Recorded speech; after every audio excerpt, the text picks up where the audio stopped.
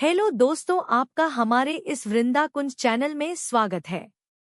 नवरात्रि, माँ दुर्गा की दूसरी शक्ति ब्रह्मचारिणी की पावन कथा। माँ दुर्गा की नवशक्ति का दूसरा स्वरूप ब्रह्मचारिणी का है।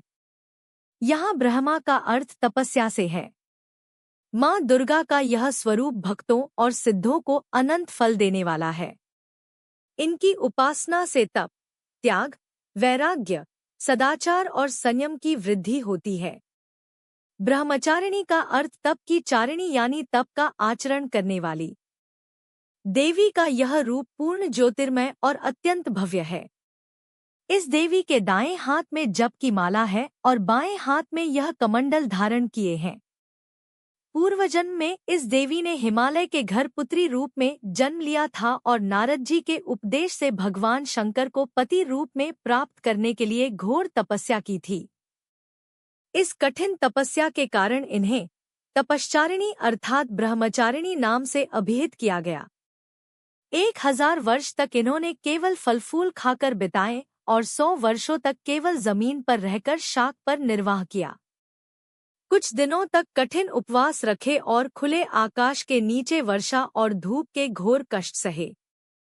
3000 वर्षों तक टूटे हुए बिल्व पत्र खाएं और भगवान शंकर की आराधना करती रहीं। इसके बाद तो उन्होंने सूखे बिल्व पत्र खाना भी छोड़ दिए। कई हजार वर्षों तक निर्जल और निराहार रहकर तपस्या करती रहीं। पत्तों को खाना छोड़ देने के कारण ही इनका नाम अपर्णा नाम पड़ गया। कठिन तपस्या के कारण देवी का शरीर एकदम क्षीण हो गया। देवता, ऋषि, सिद्धगण, मुनि सभी ने ब्रह्मचारिणी की तपस्या को अभूतपूर्व पुण्य कृत्य बताया, सराहना की और कहा है देवी आज तक किसी ने इस तरह की कठोर तपस्या नहीं की। यह तुम ही से ही संभव थी। तुम्हारी मनोकामना परिपूर्ण होगी और भगवान चंद्रमौली शिवजी तुम्हें पति रूप में प्राप्त होंगे। अब तपस्या छोड़कर घर लौट जाओ। जल्द ही तुम्हारे पिता तुम्हें बुलाने आ रहे हैं।